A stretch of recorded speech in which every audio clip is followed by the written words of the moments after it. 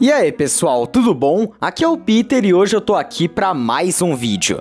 E bom pessoal, nesse vídeo eu tô aqui pra finalmente contar a história do Seraphim Sans, um dos Sanses mais conhecidos da fanbase e que tem toda a sua história contada na comic The Tolf.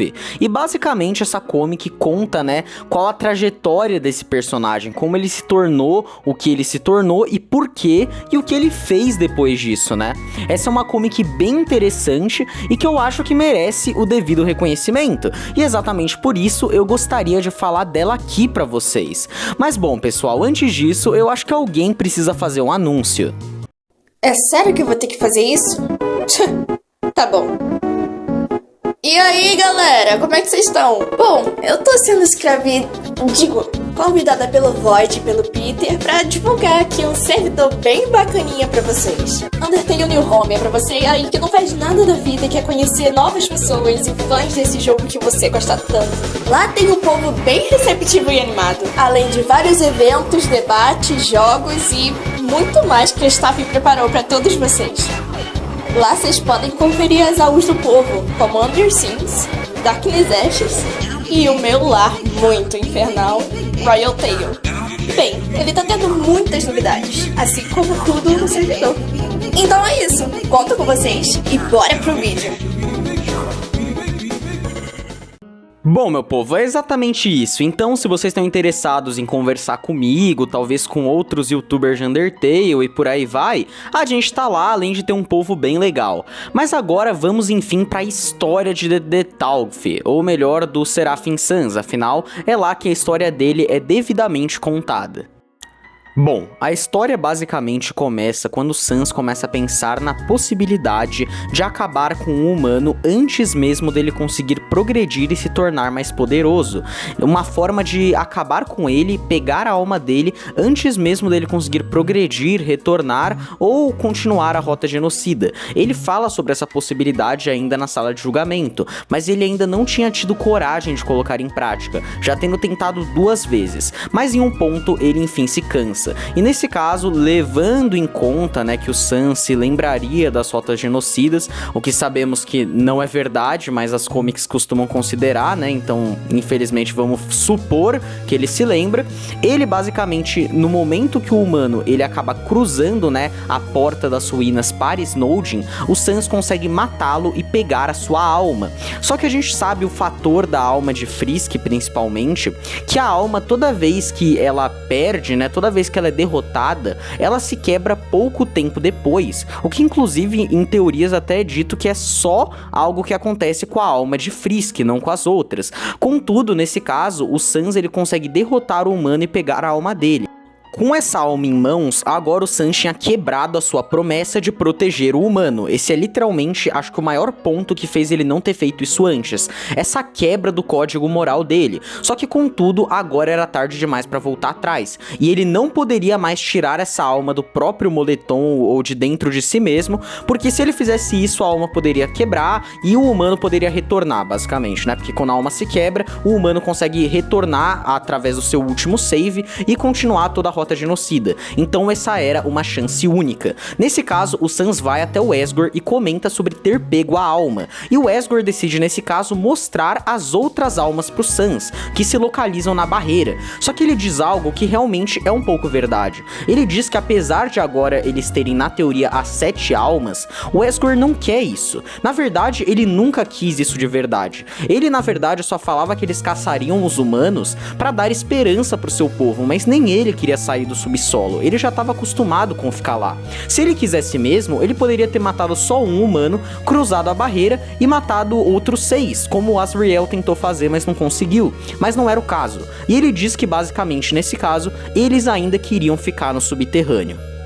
Contudo, o Sans não aceita isso, ele não tinha quebrado a sua promessa, ele não tinha feito tudo isso pra enfim eles não fazerem nada a respeito. Então o Sans decide tomar a própria atitude, ele pega as 6 almas humanas que Asgore apresentou, que estavam naqueles jarros lá, e ele absorve todas, se tornando uma forma superior de existência, basicamente, e se tornando o que nós chamamos de Seraphim Sans. Agora, enquanto isso acontecia, vamos retomar, o Papyrus acabou encontrando mostrando o corpo de Frisk, com vários ossos ao redor, e logo ele supôs que Frisk se machucou, basicamente, ele não conhecia o humano, né, mas era um humano machucado, que ele viu que inclusive não tinha uma alma dentro, e que o irmão dele, que estava lá naquele posto, provavelmente tinha algum envolvimento com isso e estava desaparecido. Então o Papyrus, nesse caso, decidiu pegar o corpo do humano e tentar encontrar onde estava a alma dele para devolver a alma pro corpo e fazer o humano renascer, porque o Papyrus é muito bondoso, ele acredita demais nas coisas.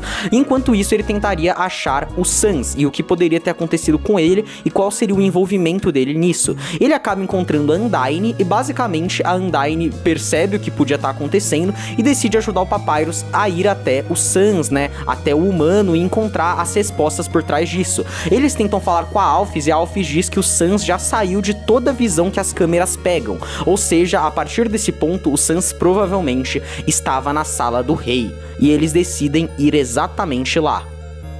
Nesse ponto, a Undyne acaba criando uma teoria de que teria algum monstro que queria trair Asgore, e esse monstro acabou pegando a alma do humano que eles tinham que encontrar, talvez até matando o Sans ou tendo feito algo com ele, e esse monstro podia estar agora a caminho da sala do rei para pegar as outras almas, porque a Alphys diz que a energia da alma, né, basicamente já saiu totalmente do radar, ou seja, esse monstro poderia sim estar tentando fazer algo, tentando trair, e por aí vai. O Papyrus jamais acreditaria que o irmão dele poderia ter matado o humano e pegou a alma dele, que era a possibilidade mais óbvia pelo desaparecimento do Sans e da alma. Mas não, ele não acreditava nisso. E logo eles decidem ir até a sala do rei. E indo lá, a Undyne basicamente percebe que a barreira está quebrada. E logo ela só encontra o Asgore e pergunta quem fez isso, o que aconteceu, e começa a questionar, né, quem é esse monstro traidor que tá por aí.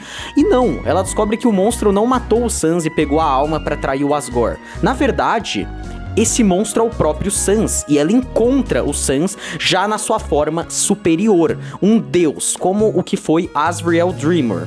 Após isso, o Papyrus basicamente estava na sala do rei, enquanto a Undyne estava na barreira com o Asgore e o Sans, e lá o Flowey aparece, e a gente sabe que o Flowey tem uma certa amizade com o Papyrus, e logo ele vê o humano naquele estado, e pergunta o que aconteceu, o Papyrus explica a perspectiva dele, e o Flowey já mata o que tá acontecendo, que o Sans tá tentando fazer alguma coisa para ele ter o poder para si e acabar ficando, né, com essa quebra de ciclos, quebrando o ciclo do genocídio do humano, e talvez tentando se tornar, né, um ser mais forte, se tornar o ser que tá no controle. E o Flowey, percebendo isso, decide tomar alguma atitude. Em relação a isso, a Undyne, enfim, entende o que aconteceu, explica pro Sans, só que agora ela não sabe como explicar pro Papyrus o que o Sans fez. E o Sans fala que agora, né, ele gostaria de devolver as almas pro Asgore, mas o Asgore fala que isso é meio complicado, porque se for feito de maneira imprudente, o Sans pode acabar morrendo. E logo até a Alphys aparece no local, e eles começam a discutir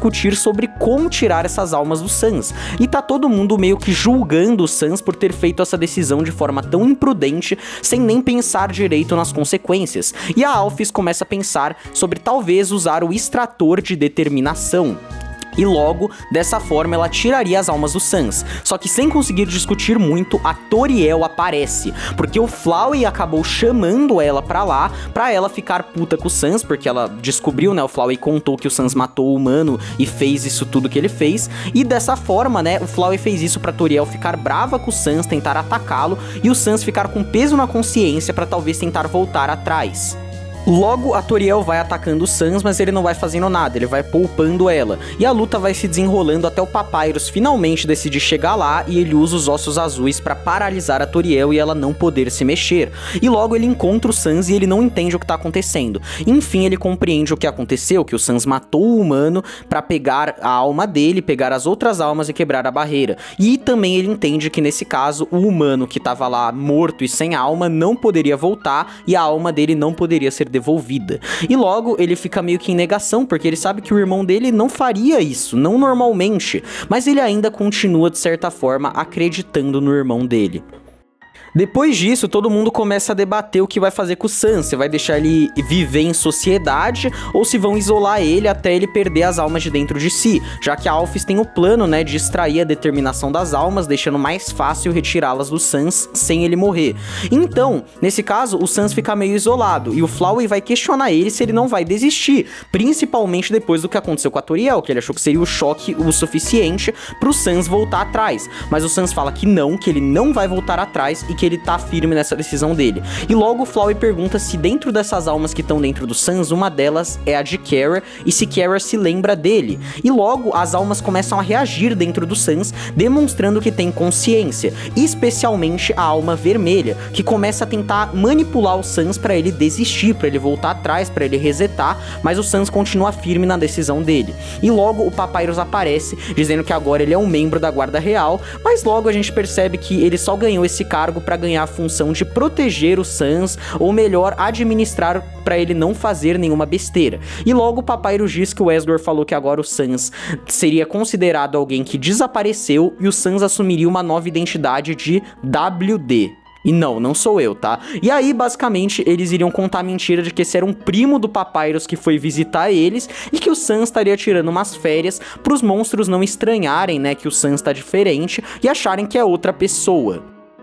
Enfim, né, continuando, dia vai e dia vem, o Sans vai em Snowd, interage um pouco com o pessoal, com o Monster Kid, e depois ele decide, enfim, repousar na casa dele e descansar. E aí o Sans acaba tendo um sonho em que ele entra dentro do próprio subconsciente e consegue finalmente se comunicar com as almas. E logo ele quer saber quem é o bebê chorão, quem é essa alma vermelha que tá tentando fazer ele desistir, porque ele não sabe se isso é coisa da Frisk, ele acha que pode ser muito bem outra coisa, e logo ele conhece todas as almas, toda a consciência delas e descobre que a alma vermelha, ela porta na verdade duas consciências. Ela porta tanto a consciência de Frisk quanto de Kara. Então o Flowey meio que tava certo, tem a consciência de Kara dentro do Sans também.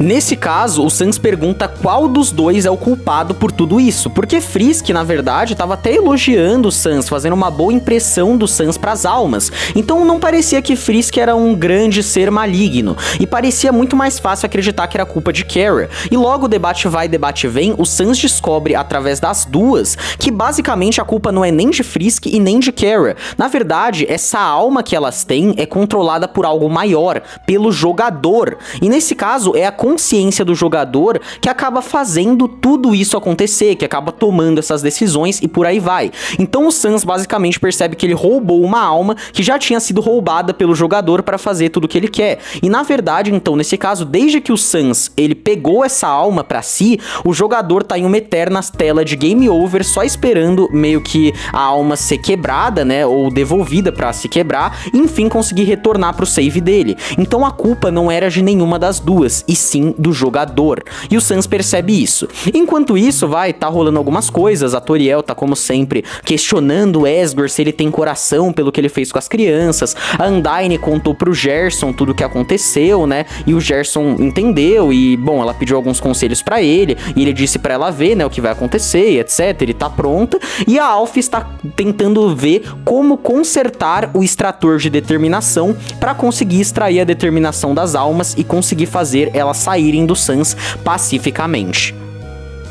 Enfim, a Alphys basicamente consegue, né, consertar muita parte do extrator de determinação e ela liga pro Asgore falando que agora eles vão fazer uns testes. Então o Papyrus leva o Sans até o laboratório e ele percebe que o Sans ele tá muito antissocial, que ele não tá falando com ninguém, parece que ele tá falando só com os próprios pensamentos, no caso ele tá se comunicando com as almas. E nesse caso eles vão lá e a Undyne fica ao lado do Papyrus enquanto o Sans vai pra uma sala sozinho com a Alphys pra eles fazerem o teste. E logo a Alphys ela comenta, né, sobre ela ter criado um amortecedor. Então, enquanto a determinação das almas estaria sendo extraída, o Sans poderia acabar se ferindo. E ela fez um amortecedor para esse dano ser menor. Mas logo ela fica muito em choque que o Sans tem só 1 de HP. Então ela não consegue ter certeza se isso vai ser o suficiente para ele continuar vivo e para a alma dele não se quebrar. enquanto as almas são extraídas. Enquanto isso, o Sans vai conversando com as almas no seu subconsciente, e Kara fica brava porque o Sans não tá contando o que ele planeja. Ele não contou, né, pras almas que ele iria tentar retirá-las de si, não contou pra elas qual seria o destino delas e etc. E nesse caso, o Sans decide então tentar começar a criar um vínculo com as almas, começar a criar um laço de confiança, começando com elas, cada uma delas contando a própria história, contando a própria perspectiva do que elas viveram antes de morrerem pro Asgore e se tornarem essas almas ambulantes. Enfim, cada alma conta sua história até chegar na história de Kara, e Kara conta toda a sua história, sua trajetória, sua lore com Azrael, e agora o Sans entende muito mais tudo, ele entende melhor quem é o Flowey, ele entende mais as razões por trás de tudo que aconteceu e etc. Então a Alphys deixa o Sans um pouco sozinho, e essa é a chance pro Flowey aparecer e questionar se o Sans realmente não quer desistir. E o Sans aproveita e conta pro Flowey que agora ele sabe quem é o Flowey, ele entende o Flowey, e ele até desenvolve uma certa empatia pelo Flowey, contando que Kara realmente está dentro dele, o que é meio estranho, e o Flowey basicamente pode ficar seguro em relação a isso, e bom, é basicamente isso. Então, em outra perspectiva, o Asgore e a Toriel discutem, né, e o Asgore fala sobre estar apreensivo sobre isso porque ele não tá com um bom pressentimento. E, enquanto isso, a Undyne e o Papyrus estão no laboratório juntos, né, conversando, e a Undyne comenta com o Papyrus de ser algo de risco, então é por isso que o Papyrus não pode entrar lá. E é por isso que o Papyrus fica até meio, peraí, isso é de risco? Porque ele não sabia, ele era muito inocente. Mas a Undyne acalma ele, falando que a Alphys não vai falhar e que vai dar tudo certo.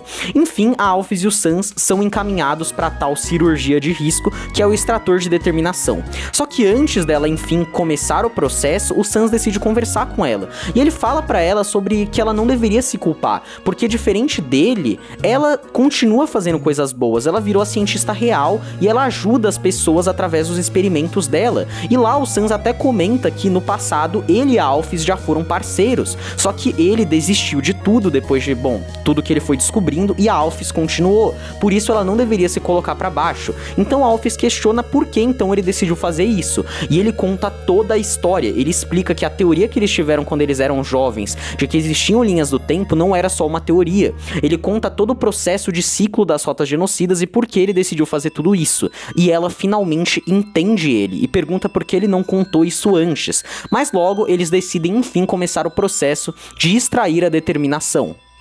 O processo, enfim, se inicia, e dentro de si, o Sans vai contando pras almas o que vai acontecer, que elas vão sair de dentro dele, e que logo elas poderão salvar a todos com as suas capacidades únicas, e que serão como super-heróis. E elas, enfim, ficam seguras com esse fato. E a extração começa, só que a Alphys estava certa, o HP do Sans era muito baixo, então mesmo com o amortecedor, aquilo não estava dando certo, o Sans ia morrer. Então, em uma forma instintiva, as almas acabam teleportando o Sans para um lugar totalmente isolado, acho que pro próprio Void. E lá, o Sans fica totalmente sozinho, e ele começa a perceber que, meu Deus do céu, o que deve ter acontecido comigo e tal.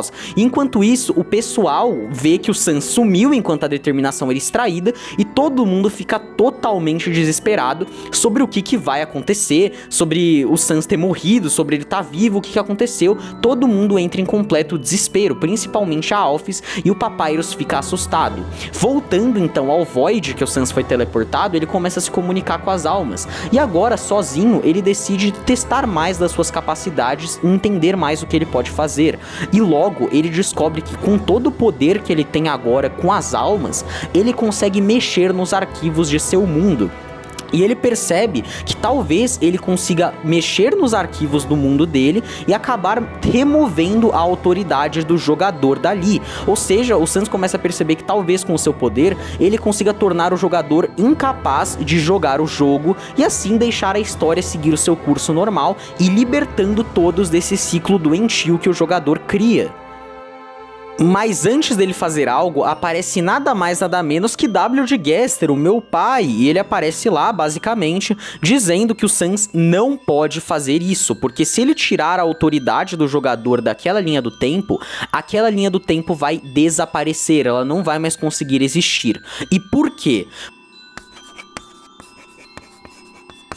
Bom, o Sans questiona e agora eu vou explicar o que o Gaster disse, então prestem atenção porque é meio complicado. Bom, o Gaster explica que originalmente havia apenas uma linha do tempo, antes de todo esse negócio de jogador. E bom, ele não está errado, até porque, por exemplo, você aí, quando você vai jogar Undertale, independente da rota que você escolha, pacifista, neutra, genocida, independente, o passado da história é sempre o mesmo. Kara caiu no subsolo, se relacionou com Asriel, rolou toda a treta deles morrerem, o Asgore declarou guerra, toda essa história é a mesma, ou seja, existia apenas uma rota. Só que a partir de um determinado ponto, que o Gaster explica que foi o ponto que ele caiu no próprio experimento dele, aquela história foi alterada, e o que um dia foi uma história única, que vamos chamar de pré-jogador, acabou começando a tomar um rumo em que um jogador deveria definir a continuidade daquela história, e o jogador poderia definir agora o futuro, e a partir daí começaram a surgir várias cópias, várias versões alternativas do futuro daquela história. Então tudo que eles são a partir de agora é apenas uma cópia, uma rota, uma variante do que um dia foi uma história única e inalterável. Logo, se eles tirarem a autoridade do jogador, eles devem desaparecer. Por quê? Porque tudo que eles são, o propósito do mundo que eles vivem, da existência deles, é serem uma das várias cópias que a história tomou, das várias possibilidades que a história progrediu e que vai ficar na mão do jogador. Ou seja, o propósito da existência deles atualmente gira em torno do jogador e do rumo que ele vai querer levar essa que é uma das várias cópias de Undertale. Assim como, por exemplo, o seu Undertale que você tem aí instalado no seu computador, o propósito do seu Undertale é literalmente servir você. Basicamente ele vai ser moldado e guiado dependendo do quanto você joga. Não tem como um jogo que agora é uma cópia para ser jogado continuar existindo sem o jogador ali, no momento que o jogo decide ser uma cópia que basicamente está a favor do jogador decidir como vai jogá-la. Compreendem? Se vocês tiverem algumas dúvidas podem comentar aí, porque eu sei que é complicado.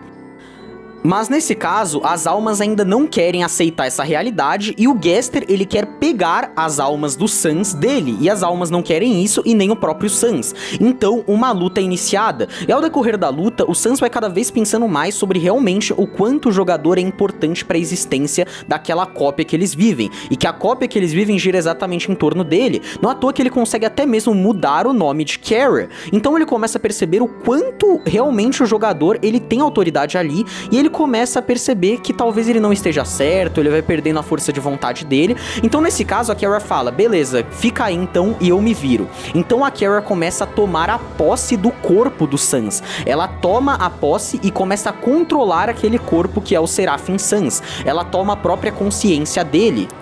E lá, Kara diz que não se importa, se eles conseguirem tirar a autoridade do jogador que a controla, ótimo, mas se eles acabarem destruindo tudo, tudo bem também, ela não se importa, porque ela não vê mais razão de viver em um mundo em que ela só é uma cópia controlada e por aí vai. Só que o Gaster fala que não importa, que na verdade o que vai acontecer é que ela vai destruir aquele mundo, e quando ela destruir aquele mundo, ela vai continuar existindo, porque ela existe nessa história, nesse mundo de Undertale, desde a época pré-jogador. Desde que a história não estava no controle de um jogador e não se tornou uma história que terá várias cópias com várias possibilidades. Ela existe desde a época que a história era uma só, inalterada, e que depois só começou a virar um jogo que um jogador pode definir vários destinos diferentes com várias cópias diferentes.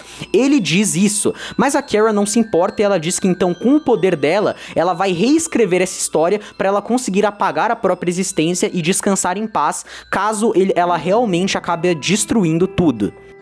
Contudo, enfim, um momento acontece em que Kara consegue derrubar o Gaster e ter na sua frente a chance de matá-lo com um facão gigante, que parece até o do Cross. Mas logo as almas falam, não mata ele é amigo! E basicamente deixam o Gaster ir embora e sobreviver, porque ele já tá derrotado, não vai mais ser ameaça e tanto faz. Após isso, eles enfim, depois de tudo que o Gaster falou, decidem se eles vão tentar acabar com a presença do jogador naquele mundo e tentar fazê-lo funcionar mesmo sem sem o jogador, mesmo ele sendo uma cópia que deveria girar em torno do jogador, ou se eles só vão desistir, voltar atrás e realmente escutar o Gaster. Eles vão arriscar destruir tudo ou não. E ali, metade das almas aceita arriscar, e metade não, metade quer voltar atrás. E logo o Sans percebe que o voto decisivo deveria ser de Frisk, mas Frisk não sabe o que decidir, então o Sans, que tá meio desacreditado, decide logo que ele quer voltar e não quer arriscar. Mas Kara acaba falando que Sans é um covarde e ela decide que sim, que eles deveriam, né, conseguir arriscar, deveriam tentar arriscar aquele mundo. E ela achava que ela só falou isso por falar e que o voto dela não iria contar. Mas esse voto conta sim, e o Sans novamente diz pra ela que o voto contou, então nesse caso era 4 contra 4. Sans e as 3 almas, e Kara e as outras 3 almas. E agora, o destino estaria nas mãos de Frisk, arriscar ou não destruir aquele mundo, tirando a presença do jogador. E incrivelmente, a Comic nos deu 2 finais. Um final em que a Frisk escolhe não arriscar e simplesmente, bom, esse final é totalmente deprimente. A gente vê que a Frisk decide só fazer que o Sans resete. O Sans reseta desde antes de pegar essa alma, desde antes de ter o controle de tudo. O jogador consegue voltar pro seu ponto salvo, faz a rota genocida e o ciclo de rotas genocidas continua em prol do desejo do jogador. E o outro final é que Frisk decide arriscar tudo. Isso é quase um GTA, cara, ou você arrisca tudo ou você mata um dos seus amiguinhos. Mas assim, basicamente, ela arrisca tudo e eles conseguem, eles percebem que o Gaster falou abobrinha, que aquele mundo é uma cópia de fato, ele vem depois de uma época que essa história não é só uma só e que tem várias possibilidades, mas não necessariamente precisa do jogador para existir. Eles vão conseguir continuar aquela história, mesmo ela sendo uma cópia, sem o jogador. Eles vão continuar por conta própria e vão continuar para ver o que rumo aquela história vai tomar. Então Sans consegue seu objetivo desde o começo e tudo valeu a pena. Ele tira o controle do jogador e agora o que resta é o futuro e ver o que eles vão conseguir fazer para tornar aquela história a melhor possível daqui pra frente. E esse é o final de Detolf e a história de Seraphim Sans. E realmente, pessoal, eu acho essa história maravilhosa, eu acho muito boa, cara, tipo, gostei muito das possibilidades no final, gostei muito dessas interpretações pessoais, das cópias do jogador, mesmo que seja meio complexo, né, convenhamos. Mas assim, eu acho que essa U é incrível e eu espero que eu tenha explicado ela o melhor possível pra vocês. Muito obrigado por assistirem e até a próxima. Eu vou me ferrar muito pra editar isso daqui.